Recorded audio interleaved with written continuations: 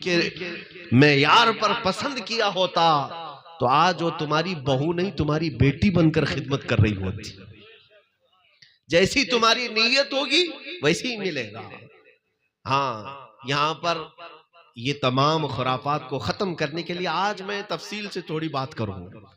मेरे दिल में जो कुछ भी भड़ास है मैं निकाल लूंगा सिगोरा वालों के पास, इसलिए कि मेरे भाई के घर में शादी है आज, तो मैं जितना बोल सकता हूं बोल लूंगा। नई महफिलों में हो सकता है वो लोग चिढ़ जाएं, और यहाँ मुफ्ती जफर साहब चिढ़ भी जाएं तो मुझे फर्क नहीं पड़ता। मेरे अजीजों, इन खुराफात का खात्मा कब होगा मुझे बताओ।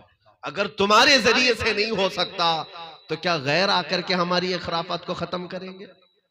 हम में से नौजवान ऐसे होने चाहिए जो इन खुराफात को खत्म करें।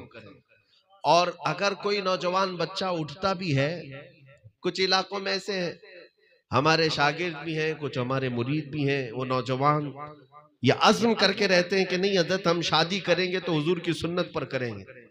ये चलता रहता है, ठीक ठाक चलता रहता है। शादी के 2-3 दिन बाद वो बेचारा ढीला पड़ जाता है, 2-3 दिन पहले ढीला पड़ जाता है। कहा कि अब तक जो हौसला था वो कहां गया?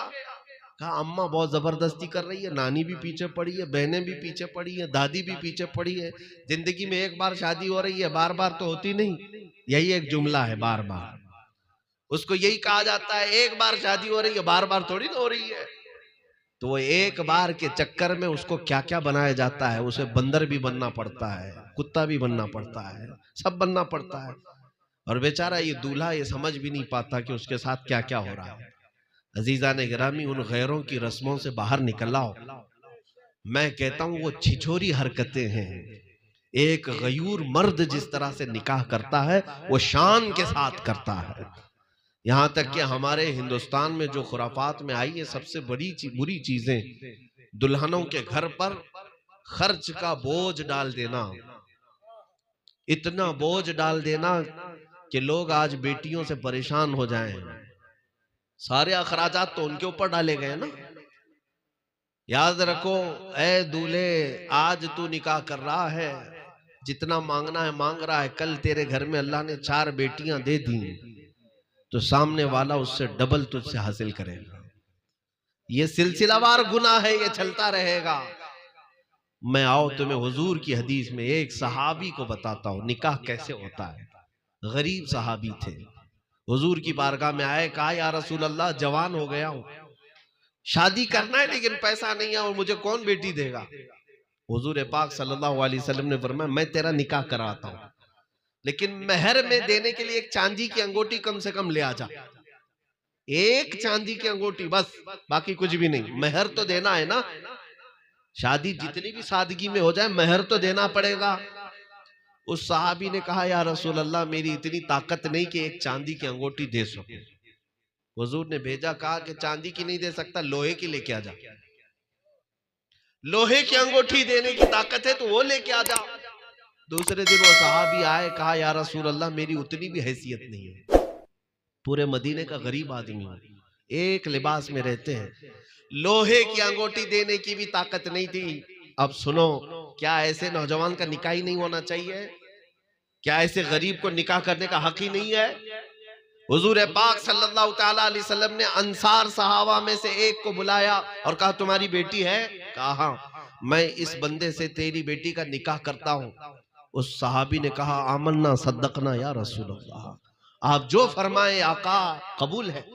अब उस नौजवान को बुलाया और कहा, तुझे चांदी की अंगूठी देने की भी ताकत नहीं, तुझे लोहे की अंगूठी देने की भी ताकत नहीं, लेकिन क्या तुझे कुरान की कोई सूरह याद है? कुरान की सूरह याद है?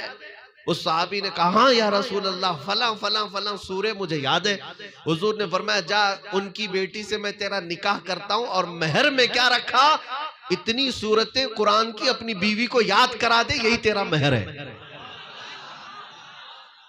मियां, ये भी निकाह है मदीने का, ये भी निकाह है मदीने का।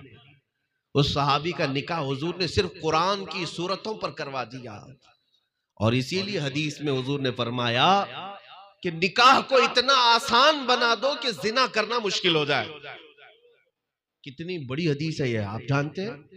हुजूर का फरमान समझ रहे हो? निकाह को इतना आसान कर दो कि जिना करना मुश्किल हो जाए। लेकिन आपने क्या कर रखा है, आज जिना को आसान कर दिया है और निकाह को मुश्किल बना दिया है। क्या ऐसा नहीं है? नौजवान को जिना करने के लिए बहुत आसान रास्ते हैं आज। वो थोड़े खर्चे में कहीं पे भी जा करके अपनी जिस्मानी तस्कीन हासिल कर लेता है। लेकिन निकाह के लिए क्या क्या खुराफात बना कर रखे हैं। इतना पैसा होना चाहिए, इतना जहेज होना चाहिए, इतने सारे इंतजामात होनी चाहिए। जब तक ढोल बाजे नहीं आएंगे, जब तक बैंड बाजे नहीं आएंगे, पटाखे नहीं उड़ेंगे, लोगों के साड़ी घरों में कपड़े नहीं आएंगे, तब तक शादी नहीं होगी। जितना बोझ करते जाओगे उतने गुनाहों में मुब्तला होते जाओगे। और उम्मत इन खुराफात में जब लग जाएगी तो मेरे अजीजों, ये ऐसी घुन है, ये ऐसा कीड़ है, जैसे गेहूं को पूरा कीड़ खा जाता है, ऐसे तुम्हारे पूरे मोहल्लों को खा जाएगा।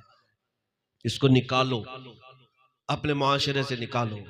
और मैं बारहा कहता हूं अपने नौजवानों को, जहेज मांगने की रस्म ये बहुत बुरी बला है। ऐ नौजवानों, अल्लाह ने तुम्हें मर्द बनाया है, मर्द बनाया है, मोहताज भिखारी नहीं बनाया। जो किसी बाप की बेटी से मांगते हो, बाइक चाहिए, कार चाहिए, फ्रिज चाहिए, वॉशिंग मशीन चाहिए, गद्दा चाहिए, अरे मियाँ लिस्ट तैयार की जाती है जहेज की। नौज़ बिल्लाहि मिन ज़ालिक। तुम्हें पता भी है, तुम एक बाप से उसका कलेजे का टुकड़ा ला रहे हो घर पे। किसी बाप को जाकर के पूछना बेटी को रुखसत करने का वक्त क्या होता है। अगर तुम्हारे घरों में बेटियां रुखसत हुई होंगी ना, याद आएगी बात। जब एक बाप अपने 18 साल 20 साल की बच्ची को रुखसत करता है, उसकी आंखें दुखती रह जाती हैं, दिल धड़कता रह जाता है। वो जवान बेटी घर से जा रही होती है। इतना क्या कम है कि उसने अपना कलेजा का टुकड़ा निकाल कर तुम्हें दे दिया। फिर तुम उससे उसका माल पूछते हो, उससे जायदाद पूछते हो कि मुझे जहेज में बाइक चाहिए, कार चाहिए, फला फला चाहिए। मैं तो अक्सर ये कहा करता हूं, मेरे जुमले हो सकता है कड़वे लगे, ऐसे लोगों को चाहिए कि वो एक कटोरी ले ले और घर घर मांगे, या किसी मस्जिद के किनारे बैठ जाए, हर जुम्मा के बाद बहुत जहेज मिल जाएगा। लोग सिक्के सिक्के डालते जाएंगे, चंद जुमा के बाद तुम्हारे पास पैसे आ जाएंगे। अगर तुमको लगता है नहीं ये भीख है, भिखारी नहीं हूं मैं, तो मेरे अजीजों फिर ससुर से क्यों भीख मांगते हो? ये बहुत बुरी बला है, इस चीज को खत्म करो। होना तो ऐसा चाहिए नौजवान ये कहे, दुल्हन मैं ला रहा हूं, अल्लाह ने मुझे मर्द बनाया, अपने हाथों से कमाऊंगा और उसे खिलाऊंगा। मेरे आका सल्लल्लाहु अलैहि वसल्लम ने फरमाया, सबसे अफजल सदका क्या है पता है? सदका करते हैं ना आप, सदका करते हैं ना? सबसे अफजल सदका मेरे आका ने फरमाया, तुम्हारे हाथों की कमाई का एक लुकमा अपनी बीवी को खिलाना सबसे अफजल सदका है। अपनी बीवी को अगर खिलाया एक लुकमा, वो सबसे अफजल सदका है। और तुम्हें अंदाजा भी नहीं। लेकिन उन लोगों की जिंदगी अजीरन है जो अपने ससुराल के पैसों पर जी रहे हैं। उनको बिजनेस खड़ा करने के लिए भी साल साल पर अपनी बीवी को मैके भेजना पड़ता है। डरा धमका करके बीवी को भेज दिया, जा अपने बाप से इतने पैसे लेकर के आ जा। ये वो नाहंजार लोग हैं जो निठल्ले हैं, कामचोर लोग हैं, और भीख मांगने की उनकी फितरत है। बस इज्जत वाले भिखारी हैं। हाँ, यानी घर घर नहीं मांगते, लेकिन अपने ससुराल से मांगते हैं। तुम्हें अंदाजा भी है अखराजात क्या क्या उन दुल्हन के घर वालों पर आते हैं। जब से रिश्ता तय होता है सारी चीजें तो उसी के घर पे हो रही है। मंगनी उसी के घर पर, शादी उसी के घर पर, तुम सारी बारात लेकर के उसी के घर पर गए। जहेज देना दुल्हन के घर वालों पर जिम्मेदारी। अरे दूल्हे को जोड़ा देना भी दुल्हन के घर वालों की जिम्मेदारी है ना। सारी चीजें वो, अरे बेटी पैदा हुई तो क्या गलती हो गई? क्या कसूर है उसका कि सारी चीजें वो अपने दामाद को ही दे रहा है? यही तो वजह थी कि अरब में अपनी बेटियों को जिंदा दफन करते थे लोग, कि कोई दामाद ही ना आए, कोई मांगने वाला ही ना आए। बच्चियों का दफन जो होता था वो एक बुरी रिवाज यही खौफ की वजह से थी। आज भी बहुत सारे ऐसे जाहिल इलाके हैं जहां अगर मालूम हो जाए पेट में बच्ची है, गिरा देते हमल बेटी पैदा करने को। वो मायूब समझते हैं। उसकी वजह क्या है? इन भिखारियों की वजह से जो जहेज मांगते हैं, और इन खुराफात की वजह से जो बेटी के बाप पर चढ़ा देते हैं। अरे बच्चा भी हो रहा है तो उसी के घर पर खर्चा, उसका 1.25 महीना हो रहा है तो उस पर ही खर्चा। हमने अपने साउथ में देखा है, कुछ इलाकों में, आंध्रा साइड में, अगर पहला बेटा हो गया तो दामाद को सोने की अंगूठी देना पड़ता है। ससुर जो है, सास ससुर या ससुराल की तरफ से दामाद को अंगूठी देना पड़ता है। क्यों? मियां तीर मार लिया ना, एक बेटा पैदा हो गया, तेरा क्या कमाल है इसमें? ये अल्लाह ने अता किया है। अल्लाह अगर चाहे तो 50 साल भी गुजर जाए, एक चूंटी भी तुझे नहीं पैदा होगी। रब तबारक व तआला अगर ना चाहे, और अल्लाह की अता से अगर बेटा हुआ तो इस पर भी ससुर से सोने की अंगूठी मांग रहा है। यह अजब तरीके की भीख है। इन रिवायात को खत्म करें। पाकीज़ा निकाह वो है जो रसूलुल्लाह की रजा के मुताबिक हो। आओ मैं तुम्हें एक निकाह वो भी बता दूं। अल्लाहू अकबर। सुनोगे आप? सुनेंगे आप? और जाहिर सी बात है दिल थाम करके सुनना। इसमें नौजवान ज्यादा होंगे, सुन करके कानों से उड़ा मत देना, अमल करने की कोशिश भी करना, और अल्लाह की बारगाह में आज़म करना कि मौला तेरी तौफीक हुई तो मैं भी अपनी जिंदगी में इस तरह अमल करूंगा। एक सहाबी आए हुजूर की बारगाह में, रसूल करीम सल्लल्लाहु ताला अलैहि वसल्लम से अर्ज किया कि या रसूल अल्लाह, मैं काला हूं। हजरत अब्दुल्ला अस्वद, उनको अस्वद कहते थे, मदीने में काले थे, बहुत काले थे, कोई बेटी देने वाला नहीं था, गरीब भी थे। हुजूर अकरम सल्लल्लाहु ताला अलैहि वसल्लम ने उनसे कहा कि तेरा निकाह मैं करवाता हूं। एक अंसार सहाबी थे, अम्र बिन वहब सकफी, उनकी बेटी मदीने की सबसे खूबसूरत लड़की थी, सबसे खूबसूरत लड़की, और हुजूर ने अपने इस सहाबी को उस घर भेज दिया, जा अम्र बिन वहब के घर जा, कि उनकी बेटी तेरे निकाह में देने के लिए मैंने कहा है, ये बात कह दे। ये हजरत अब्दुल्ला गए, किसके घर? अम्र बिन वहब के घर गए। शोहर बीवी बाहर बैठे हुए थे, बात कर रहे थे, वो भी सहाबी हैं, और ये अब्दुल्ला अस्वद आए, कहा कि मुझे अल्लाह के रसूल ने भेजा है। वो खड़े हो गए, कहा कि क्या बात है? कहा हुजूर ने फरमाया आपके घर में जवान बेटी है, आप अपनी बेटी का निकाह मेरे साथ कर दे। अब वो सहाबी ऊपर से नीचे देखने लग गए, निहायत काला नौजवान है, मेरी बेटी मदीने की सबसे हसीन। उस सहाबी ने ऊपर से नीचे देखा, पूछा क्या करते हो, बातें की, उसके बाद फिर ये कहा कि आप वापस जाएं, मैं अपनी बेटी से पूछ लेता हूं और फिर हुजूर की बारगाह में आकर मैं खुद ही जवाब दे दूंगा। हजरत अब्दुल्ला कहते हैं, मैं वापस पलटा, मेरे लिए ताज्जुब की बात नहीं, रोज रिजेक्ट होता था, कहीं पर भी जाओ तो लोग रिजेक्ट कर देते थे, मेरे लिए ताज्जुब की बात नहीं। मैं वापस जा रहा था मस्जिद नबवी, वो चले आए, लेकिन मैं आपको बताऊं उस घर में जो नौजवान बेटी थी वो घर के अंदर से ही सुन रही थी। वो बाहर आई, पूछा अब्बा जान कौन आया था? वालिद ने कहा बेटी अब्दुल्लाह नाम का एक नौजवान आया तो निहायत काला है। कहा क्या कहने आया था? कहा तेरा रिश्ता मांगने आया था। किसने भेजा? कहा हुजूर ने। आपने क्या जवाब दिया? कहा मैंने सोचा कि तुझसे पहले रजा मालूम कर लूं, तेरा जोड़ होता है या नहीं, मेल खाता है या नहीं, दोनों की मैच होती है, मैचिंग होती है कि नहीं। उनकी बेटी उसी वक्त कहती है बाबा जान आपको पता है आपने कितनी बड़ी खता की है, अब्बा जान आपको पता है आपने कितनी बड़ी गलती की है, आपने आने वाले के चेहरे को देखा, भेजने वाले के चेहरे को नहीं देखा। कौन भेजा था उस नौजवान को, आपने ये नहीं देखा।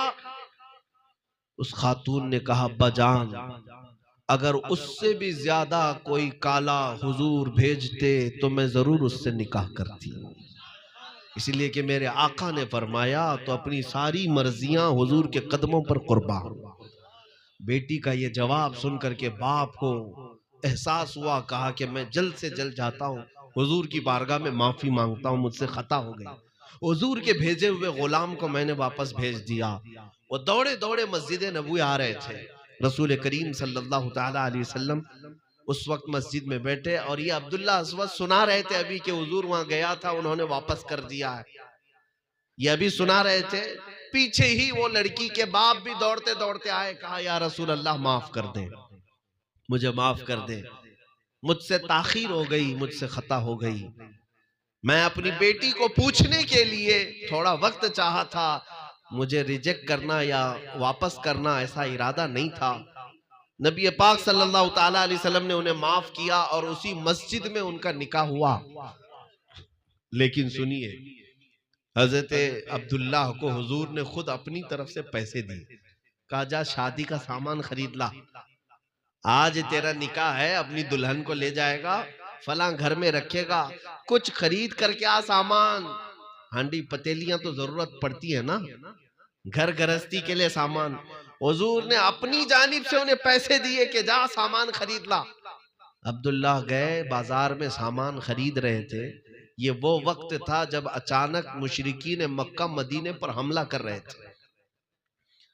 अल्लाह के नबी सल्लल्लाहु ताला अलैहि वसल्लम की तरफ से अचानक ऐलान हुआ मदीने की गलियों में, ऐ मुसलमानों, रसूल पाक सल्लल्लाहु ताला अलैहि वसल्लम मदीने से निकल पड़े हैं जिहाद के लिए, इसलिए कि दुश्मनों ने मदीने पर हमला किया है। इतना सुनना था, वो अब्दुल्ला जो अपने शादी के सामान खरीद रहे थे, जंग के सामान खरीदने लग गए। जंग के सामान, उनको जो जो जरूरत थी, तलवार, नेजा, भाला, हथियार, वो खरीदने लग गए। घोड़ा भी खरीद लिया। इतने पैसे उनके पास थे जो हुजूर ने दिए थे।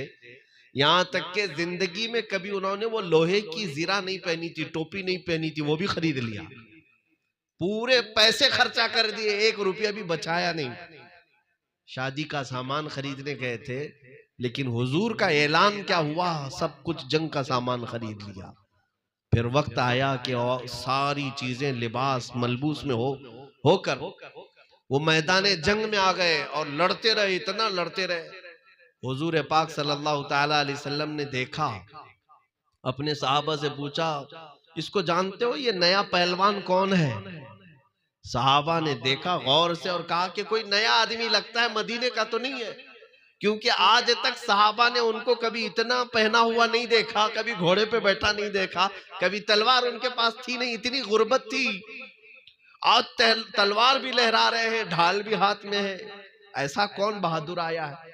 हुजूर पाक ने मुस्कुरा करके अपने सहाबा से कहा, वो मेरा अब्दुल्ला है, मैं उसकी कहनियों के कालेपन से पहचान रहा हूं कि वो अब्दुल्ला है। मैंने आज उसे शादी का सामान खरीदने के लिए पैसे दिए, लेकिन इसने पूरे जंग के सामान खरीद लिए और आ गया है। ऐन दोपहर के वक्त जख्मों को इतने उनके ऊपर आए, जख्मों को खाते हुए जामे शहादत नोश कर गए, उसी मैदान में शहीद हो गए। मेरे अजीजों, उनका जिस्म पाक मैदान में रहा। शाम के वक्त हुजूर पाक सल्लल्लाहु ताला अलैहि वसल्लम खुद चल करके आए और जब सब लाशों को जमा किया जा रहा था, हुजूर अब्दुल्लाह की लाश के करीब बैठ गए और अपनी गोदियों को बिछाकर अब्दुल्लाह के सर से वो जीरा हटाई, टोपी हटाई और उनका सर लेकर अपनी गोद में रख लिया और उनके चेहरे पर, उनकी दाढ़ी पर जो कुछ भी मट्टी और गर्द और गुबार लगी थी, मेरे आका ने अपने हाथों से साफ किया। जो खून लगा था वो हुजूर पाक ने अपने हाथों से पोंछा और फिर कुरान की आयत पढ़ने लगे कि ये वो लोग हैं जिन्होंने अल्लाह से किया हुआ वादा पूरा कर लिया। मेरे अजीजों, बताओ इससे बेहतरीन दूल्हा कौन हो सकता है जो हुजूर की गोदी में अपना सर रखकर दुनिया का आखिरी सफर कर रहा हो, ख्वाहिशात को कुर्बान कर दिया। मेरे अजीजों, इस पूरे हदीस में दोनों जगह देखें, ना अब्दुल्ला अस्वद के दिल में ये तमन्नाएं थी कि शादी हो तो दुल्हन को लेकर के मैं वहां जाऊंगा, यहां जाऊंगा, नहीं, हुजूर की रजा सबसे पहले है।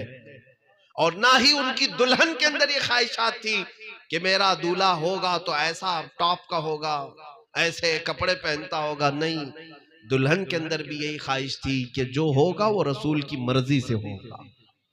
ऐ नौजवानों, निकाह करो तो हुजूर की ख्वाहिशात पर कुर्बान करो अपनी ख्वाहिशात को, नबी पाक की रजा पर अपनी ख्वाहिशें कुर्बान करो, फिर अल्लाह देखो कितनी इज्जत अता फरमाएगा, कितनी इज्जत अता फरमाएगा। मेरे घर में अल्हम्दुलिल्लाह मेरे वालिद गिरामी बड़े आलिम दीन थे, हुजूर हाफिज मिल्लत के शागिर्द।